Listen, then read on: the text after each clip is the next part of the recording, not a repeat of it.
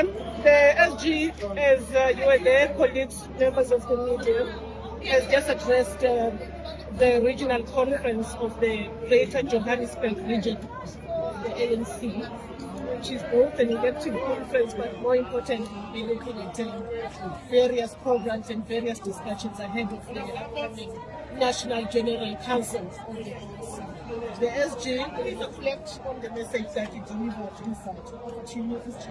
We also have led to us the regional coordinator, Professor Sabona Molani, next to him, the spokesperson of the province, my apologies, SG. The regional convener, Comrade Dada. Any question? One of the questions that you've said in your address here has really echoed what the Gauteng Premier has said yesterday about the existential crisis that the ANC faces. This conference is taking place at a time when the voter numbers are really declining and not in favor, and they're not looking in favor of the ANC. And why was it important for you to remind the delegates about the fact that this is about the nations and the people? Thank you very much. It is very important that this biggest and important region of the ANC, that we remind each other about the moment, what we characterize as the moment. And this region has done well in terms of fighting back.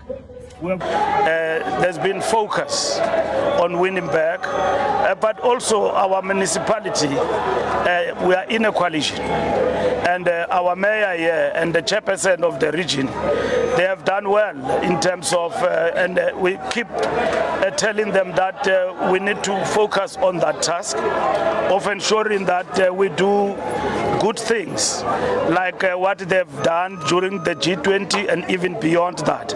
So you will see that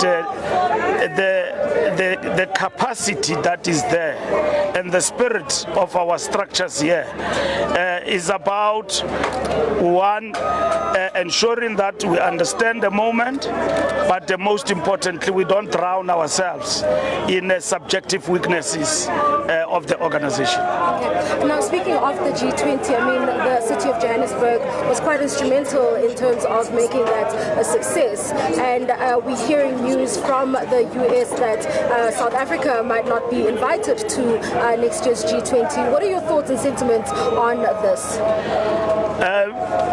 The administration of Donald Trump have made up their mind that they're gonna be the aggressor against a peaceful nation. A peaceful nation called South Africa. That is a sovereign state. Rubio, the Secretary of State of the United States, he speaks about South Africa like as if it is his part of is one of the states in America. He doesn't understand that this country is a country in Africa that has got its own sovereignty. And so they have made up their mind, and President Trump, first and foremost, to boycott G20. And then they have now, I see, communicated a decision in public that we are not invited to the G20 as a member in Miami, even to participate. So that is the worst aggression among nations that you could have a state taking such decisions. But, you know, look at Cuba. The people of Cuba were isolated for saying in our sovereignty we will be independent and we are a socialist republic. And then they decided to hit them with sanctions and the embargo up until today. And so their attempts that they are making, it means that we too must intensify good trade relations with other countries. But we will never forsaken our country for the beliefs that we stand for. Our sovereignty, multilateralism, And those are the things that we stand for, that we will pursue with other countries, but we also stand for peace. And that is what South Africa stands for. Thank you very much. Sorry, we are involved in all other media houses. ENCA, after followed by Kaya. I'm afraid I'm not connected to my camera operator. I'm just going to ask 2 minutes when this is done. Okay, we'll come back. Are you not live? Yes, we are live. Yes. We'll come back to Kaya FM. Yes, thank you so much. SG, SG, vote buying is also a concern. What can you say to the delegates, or have you spoken to them? Well, there are such allegations, but they are not proven anywhere.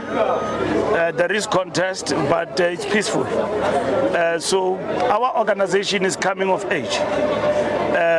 We are not where we used to be before. You will come to an ANC event, like a conference like this, where there is competition among leaders, and then there will be insults, flying of chairs. Look at the peaceful nature of this conference.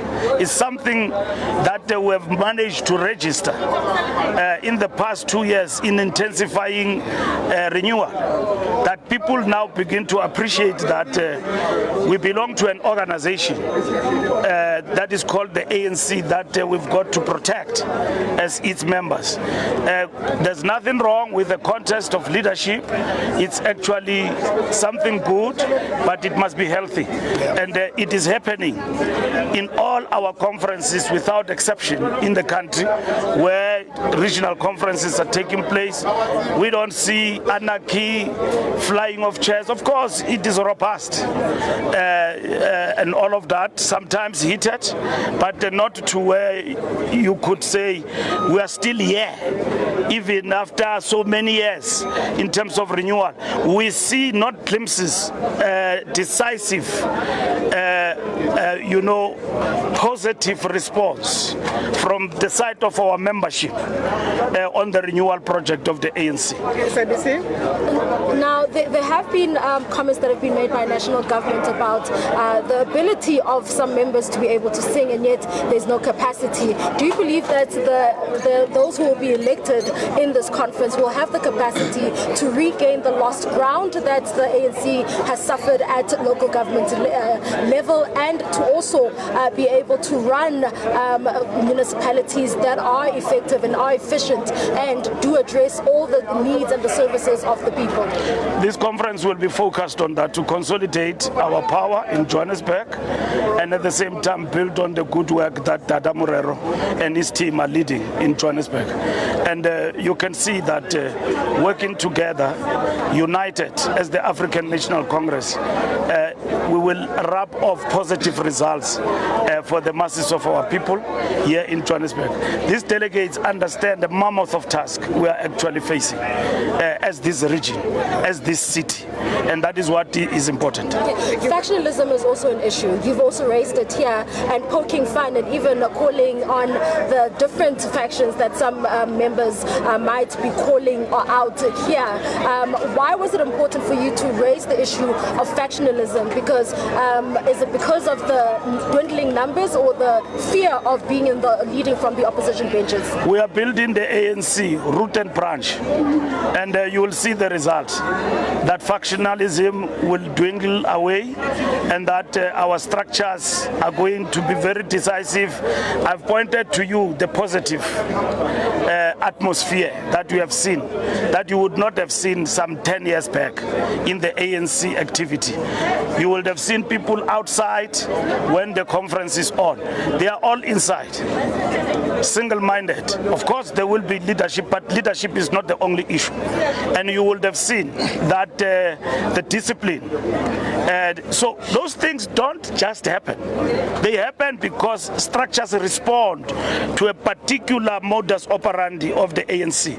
And we are now in building the ANC root and branch. One of the important features of that renewal project project is the discipline, is the focus on the work of the organization.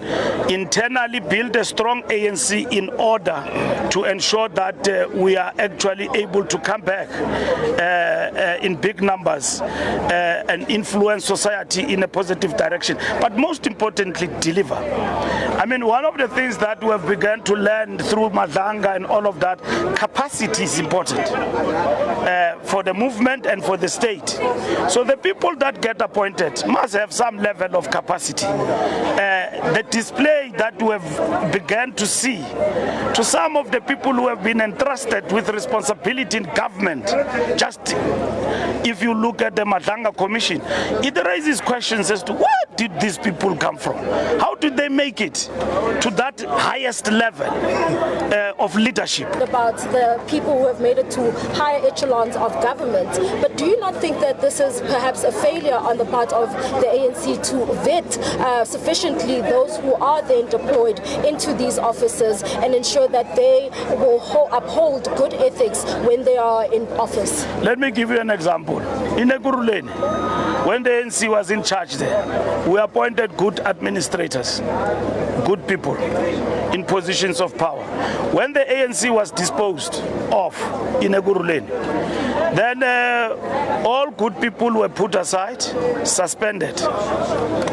Sometimes with not valid and convincing reasons. ANC runs effective administration.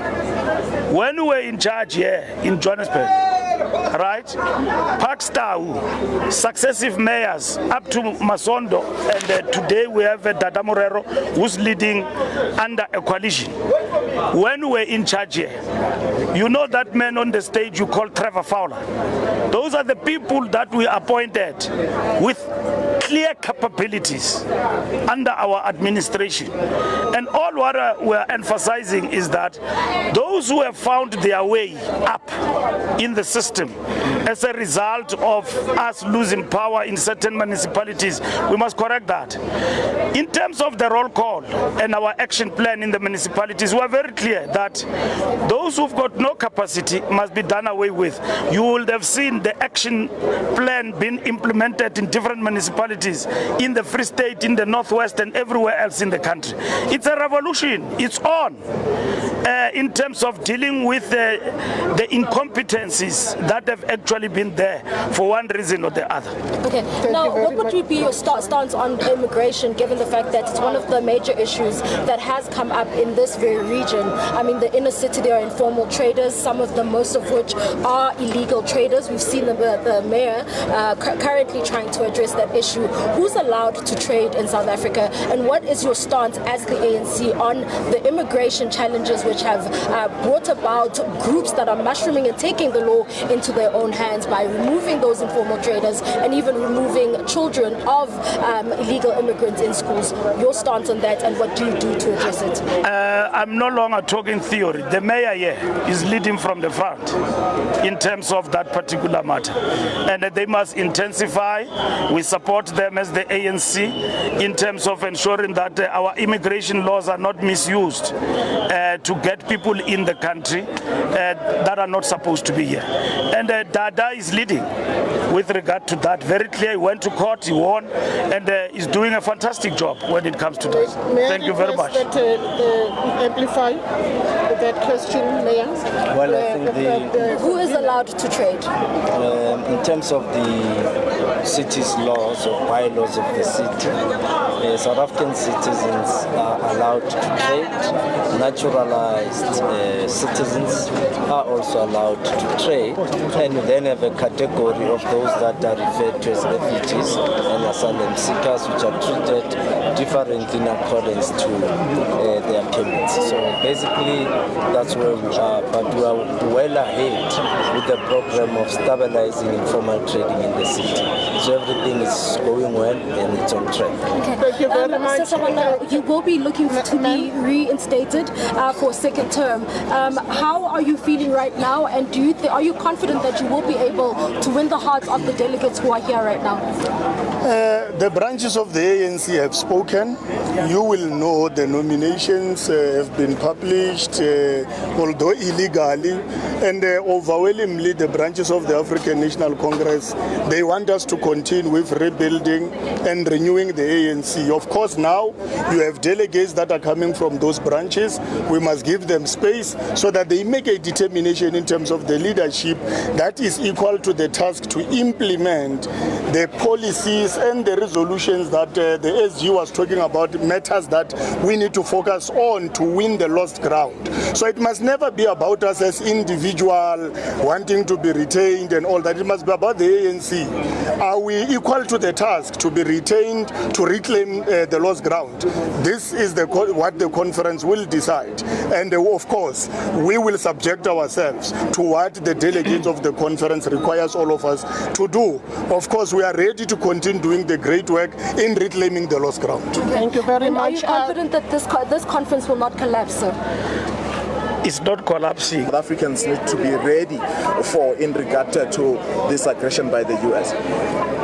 Thank you very much. It has become very clear that day by day there is determination coming from that side to isolate our country, and we need to diversify. And the government is leading very well in that particular regard. We have been targeted by the Trump administration for imperialist reasons. They want us to forsake our sovereignty, and they are treating us not like a country. They are treating us like a sub-state of the United States. And they boycotted the G20 for no reason. South Africans, black and white, have been telling the American administration there is nothing called genocide in South Africa. So on the basis of misinformation, they are on the rampage, targeting a peaceful nation, a democratic state. In our country, we held an election. Within 14 days, we constituted a government. Not just a government of national unity. And no dictatorship, flourishing democracy. You target that nation for reasons that cannot be clearly explained. Of course, there is a fringe here in our country that ran to the United States, spewing, diatribe to the Americans about our own country. And these are the consequences we are reaping off today as a result of their actions. But all what we are saying is that we must be ready to defend our sovereignty as a nation. And that is what we are saying as the ANC, that we are not a sub-state of another state. And of course we continue to see this salvos, the latest by the Secretary of State, Mr. Marco Rubio, I think yesterday. But you as the ANC, do you anticipate that we are likely to be slapped with sanctions anytime soon? Anything is possible from those people. They don't think. If you can just wake up and isolate a peaceful nation like this for no reason, anything is possible. But we are not perturbed. Our government must be ready. We know that in America, citizens of the United States are with us, and they condemn what Trump is doing. Trump will be there for 2 years. This madness will go. Americans in the United States of America have been with us in the trenches in isolating the apartheid regime. They will be with us with this madness of the Trump administration. Let's conclude on your relationship as the ANC as well as the South African Communist Party. You do point out that the dilemma now is that you will have to rethink this issue of dual membership, given that the party now wants to contest elections independent of you as the ANC. Have you come to a decision where you will make members, particularly leaders, because you do have those who are in the Central Committee of the SACP and they are in the NEC of the ANC. Have you come to a point where you will want them to choose? We don't want them to choose. This resolution of the party is making members' life very difficult. I'm a communist. I'm a member of the ANC. Today, I'm made to choose between the ANC and the Communist Party. I mean, that is the fundamental question that we are raising about this resolution. This resolution does not help the alliance. When the ANC is at its weakest, the Communist Party chose a very destructive resolution. When we have been in the trenches with them, communists, side by side, and all of that, during a period where our movement is facing existential crisis, at our weakest, we are now confronted with this. I can imagine what is going to happen to communists in the ANC who are going to be made to choose between the party and the ANC, and they are going to choose the ANC. But it is not the ANC that is going to ask people to choose. It is the practicality of the resolution. Yeah. If I am a Communist Party chairperson, I'm contesting as a candidate in an election, and I happen also to be in the ANC. Obviously, the resolution forces you to choose between the party and the ANC. Yeah, just a quick final one. Now, as you will be preparing for the elections, you will be sitting in a meeting where you strategize. Will members of the SACP, who are members of the ANC, be allowed to sit in those meetings? Obviously, practically, that is not possible, because they will be started. They have started actually. They will be sitting on their own. But we have taken a decision that we will look at the practicality of this and what are the implications, and deal with it as the ANC. For now, on Monday, we are reporting to the General Council and what we have done to try and preserve this, and we have failed because there is a resolution of the Communist Party that is before us, and so the General Council will reflect, but over and above that, the NEC will have to implement the implications of this decision going forward. All right, thank you so much for your time. Thank you.